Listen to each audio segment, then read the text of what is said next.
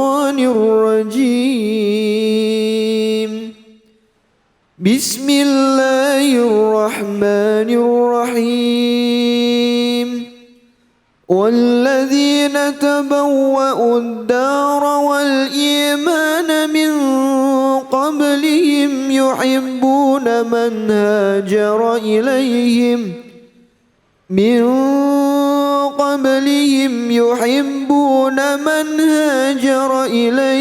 ولا يجدون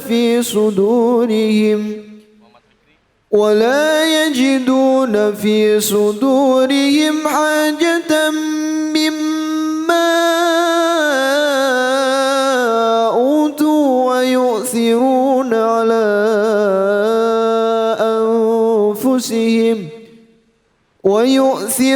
على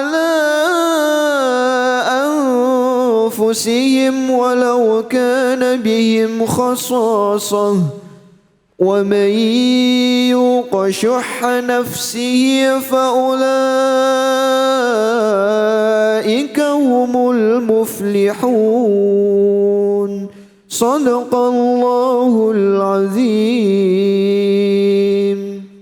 Walladzina, dan adapun orang-orang Ansor, tabawwa'u, yang telah menempati siapa alladzina ad-daro, pada kota Madinah, wal imana, dan keimanan, min qablihim, dari sebelum mereka muhajirin, itu yuhibbu, pada mencintai siapa alladzina man, pada orang hajaro, yang telah berhijrah siapa man ilaihim, terhadap mereka, wala yajiduna, dan tidak akan mendapatkan siapa mereka alladzina fi sudurihim, di dalam hati-hati mereka, hajatan, pada keinginan, mimma, dari apa, utu, yang telah diberikan siapa mereka, wa yu'siruna, dan mengutamakan siapa alladzina ala anfusihim, atas diri mereka alladzina, walau kana, dan walaupun telah ada, bihim, dengan mereka, apa, khososotun, keperluan mendesak, waman, dan adapun barang siapa itu yuko, dijaga siapa man, syahhu nafsihi, pada kekikiran dirinya, faulaika, maka adapun mereka itu muflihuna, orang-orang yang beruntung. Shadaqallahul adzim. Kembali lagi di Cahaya Hati Indonesia. Tadi kita sudah mendengar surah Al-Hasr ayat 9. Dan tentunya kita ingin lebih mengetahui lagi kira-kira apa yang bisa kita pelajari, kita dalami dari surah tersebut. Untuk itu mohon kiranya guru kita selanjutnya, Ustadz Mantazaka, untuk memberikan tausiahnya Ustadz yang diberi judul Mengutamakan Membantu Orang Lain. Seperti apa Ustadz? Silahkan. Baik, terima kasih Mas Ibram. Bismillahirrahmanirrahim. Assalamualaikum warahmatullahi ta'ala wabarakatuh.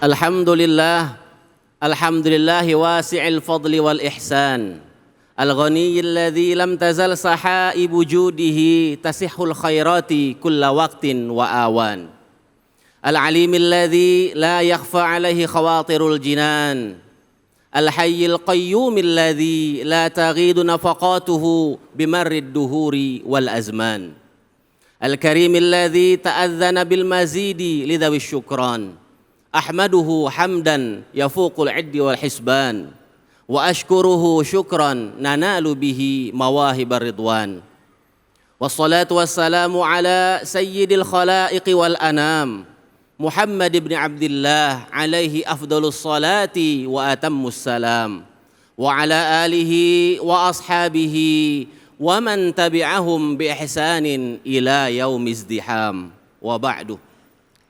Para pemirsa dan hadirin Cahaya Hati Indonesia, iNews TV, rahimakumullah.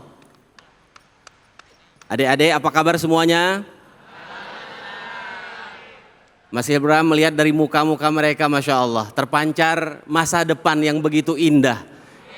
Yang nanti insya Allah mereka-mereka lah yang akan meneruskan apapun yang kita lakukan hari ini. Insya Allah, amin. Sebagai guru, sebagai presenter, sebagai yang hari ini melakukan kegiatan-kegiatan positif dalam rangka menafkahi keluarga, mencerahkan umat, dan juga membantu orang-orang di Indonesia.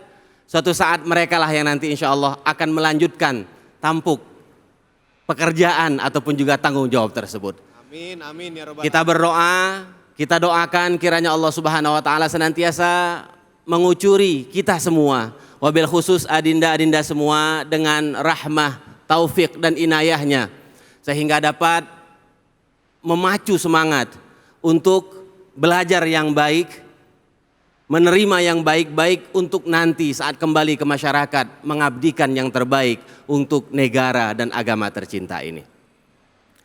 Para pemirsa hadirin wal hadirat yang insya Allah dimuliakan oleh Allah Subhanahu wa taala, telah dibacakan tadi ayat yang begitu syahdu dan dibacakan pula makna yang begitu dalam.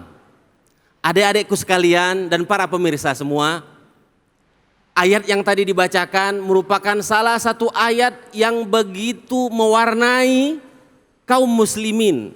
Dari zaman dahulu sampai hari ini ada satu amal saleh, amal perbuatan yang baik, Mas Hilbram, dalam hari ini yang biasa kita sebut dengan itsar.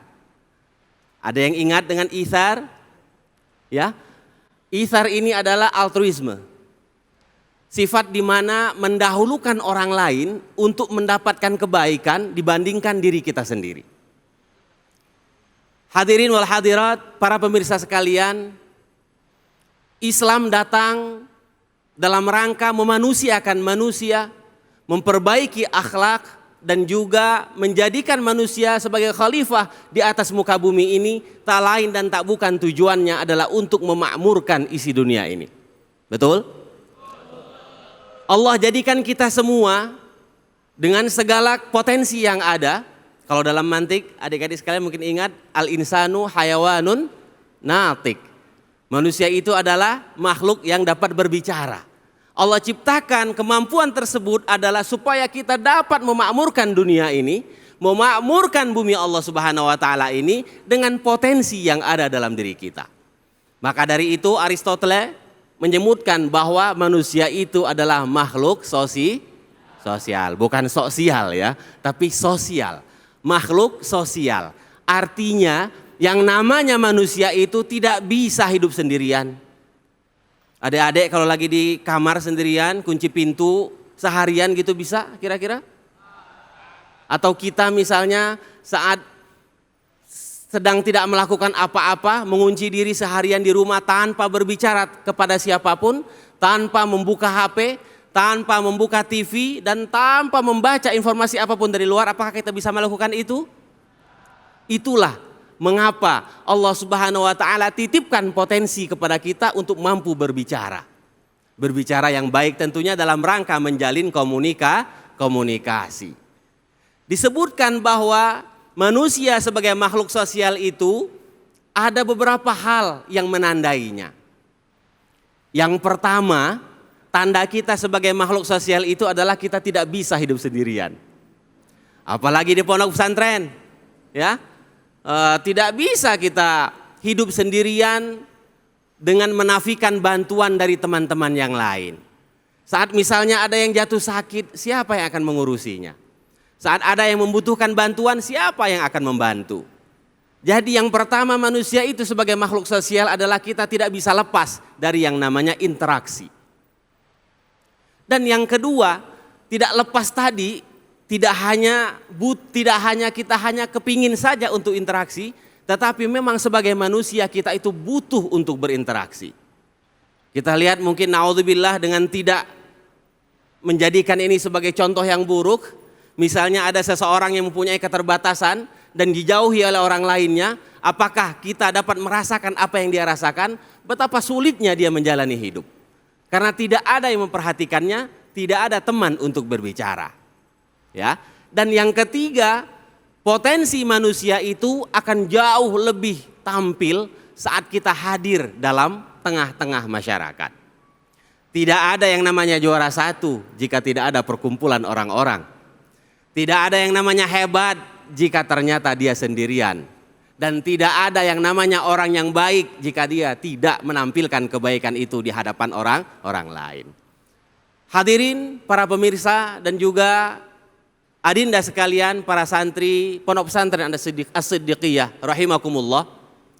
Ayat tadi sebab turunnya adalah paling tidak ada 3 cerita yang Imam As-Suyuti sebutkan di dalam kitabnya Asbabun Nuzul. Kita akan kutip salah satu cerita tersebut. Diriwayatkan dari Imam Al-Bukhari bahwasanya suatu ketika baginda Nabi besar Muhammad sallallahu alaihi wasallam kedatangan seorang tamu. Ketika datang tamu ini berkata kepada Rasulullah, "Wahai Rasulullah, asobaniyal juhud. Sungguh aku sedang kesusahan saat ini. Belum makan, belum minum dan aku tidak punya apa-apa untuk beli sesuatu yang dapat aku makan." Lantas apa yang baginda lakukan? Baginda panggil para istri beliau dan bertanya, apakah kita punya sesuatu untuk dihidangkan kepada tamu ini? Apa kata istri beliau? Mohon maaf wahai Rasulullah, kita tidak punya apa-apa.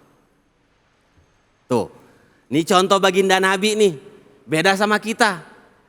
Kadang-kadang ketika ada yang datang apa yang kita pikirin? Aduh ini lagi nih, ini lagi. Nah itulah contoh yang sangat baik yang Rasulullah contohkan. Walaupun saat itu kondisi beliau sedang kesusahan, beliau tidak menutup pintunya. Dan bahkan beliau menawarkan kepada para sahabatnya, ayo siapa nih yang ingin ketamuan malam ini oleh salah seorang tamu ini. Lantas ada yang angkat tangan, saya wahai Rasulullah. Akhirnya tamu tersebut dititipkan oleh baginda Nabi kepada sahabat tadi. Namun para pemirsa dan hadirin sekalian, saat sampai ke rumah, sahabat yang tadi mendapat tamu dari baginda Nabi saat bertanya kepada istrinya, ada makanan tidak dek di rumah? Kata istrinya, ma indana syai' illa qutus sibyah. Kita tidak punya apa-apa kecuali makanan anak-anak saja yang akan dihidangkan sebentar lagi. Apa jadinya jika itu terjadi pada diri kita? Tetapi inilah contoh yang begitu menggeliat dicontohkan oleh sahabat Nabi, bahwa kita dianjurkan untuk mendahulukan orang lain dibandingkan diri sendiri, tentunya dalam hal kebaikan. Hadza wa sallallahu ala nabiyina Muhammadin wa ala alihi wa ashabihi ajma'in. Billahi nasta'in. Wassalamualaikum. Saya kembalikan kepada Mas Hilbro. Waalaikumsalam. Terima kasih Ustadz Mantazaka untuk tausiahnya, penjelasan mengenai pentingnya mengutamakan untuk membantu orang lain. Sebelum kita bahas lebih lanjut, apakah ada adik-adik yang mau bertanya? Tadi dari tengah sudah, di sebelah kanan saya sudah ya. Sini angkat tangan, boleh angkat tangan, saya mau yang jauh. Ya silakan adik yang ada di barisan paling depan. Assalamualaikum warahmatullahi wabarakatuh. Waalaikumsalam. Nama saya Muhammad Fikri Fauji. Saya ingin bertanya Ustadz, bagaimana hukumnya bagi karyawan yang tidak bisa membantu orang lain karena terbatasnya aturan kantor? Seperti kejadian di VT tadi. Wassalamualaikum warahmatullahi wabarakatuh. Waalaikumsalam warahmatullahi wabarakatuh. Ya silakan Ustadz, bagaimana nih mau membantu seorang karyawan ya, tapi ada terbatas ya. Aturan-aturan kantor. Aturan-aturan kantor, ya. Baik. Subhanallah, pertanyaan yang sangat-sangat baik dan pertanyaan yang tentunya mudah-mudahan menjadi koreksi untuk kita semua. Dalam hal ini, jika seorang karyawan tersebut fungsinya atau tugasnya adalah menjalankan aturan dari kantor yang memang sudah ada aturannya, maka jangan takut. Insya Allah yang akan menanggung bukan yang bersangkutan, tetapi yang membuat aturannya. Karena dia adalah hanya pelaksana tugas. Maka dari itu kepada para pemangku kebijakan hendaknya juga memikirkan hal-hal tersebut. Jangan sampai nanti ditarik kemana-mana sampai semua terlibat dan menjadi tanggung jawab berjamaah. Tapi ada satu kata kunci, bahwa kita sebagai muslim yang baik tentunya harus melihat permasalahan itu dengan komprehensif. Kita dituntut untuk tidak hanya letterless Mas ya, tidak hanya harus A menurut aturan lantas kita terjemahkan A. Kita berhak melihat kondisinya. Jika dilihat, wah ini urusannya nyawa nih, tidak bisa sembarangan, apa salahnya kita bisa komunikasi. Misalnya ke atasan kita, Pak, mohon maaf ini kondisinya urgent, bisa tidak ada pengecualian? Nah itu lebih baik. Jadi di satu sisi dia hendaknya berkomunikasi lanjut kepada atasannya, tapi di sisi lain sekiranya memang terpaksa melakukan itu, maka tentunya yang bertanggung jawab adalah yang memutuskan pertama kali. Wallahu a'lam bishawab. Terima kasih Ustadz. Jadi memang apabila kita ingin membantu orang, tapi dalam keseharian kita punya keterbatasan, ada aturan-aturan lain. Misalnya aturan kantor yang membuat kita tidak bisa untuk langsung membantu, maka sebenarnya yang membuat aturan lah yang bertanggung jawab Ustadz ya. Betul, Pak. Tapi jangan begitu-begitu Jangan amat. begitu-begitu ya. amat. Lah, apa tadi literally ya. Komunikasi, Ya. betul. Atau bahasa gampangnya plek-plekan. Plek-plekan saja, betul. Jangan persis begitu, haruslah kita berkomunikasi, kita berusaha, kita mencari jalan keluar, kita mencari alternatif yang terbaik. Betul, Ya. betul. Ustadz Montazaka, terima kasih untuk tausiahnya. Sama-sama. Sangat bermanfaat untuk kita. Insya Allah menjadi ladang pahala untuk kita semua. Amin, Allahumma amin. Ya Rabbal Dan setelah ini jangan lupa disiapkan Qur'annya karena kita sama-sama belajar ngaji di segmen Ngaji Yuk bersama Ustadz Munawir Ngacir. Jadi jangan kemana-mana, tetap bersama kami di Cahaya Hati.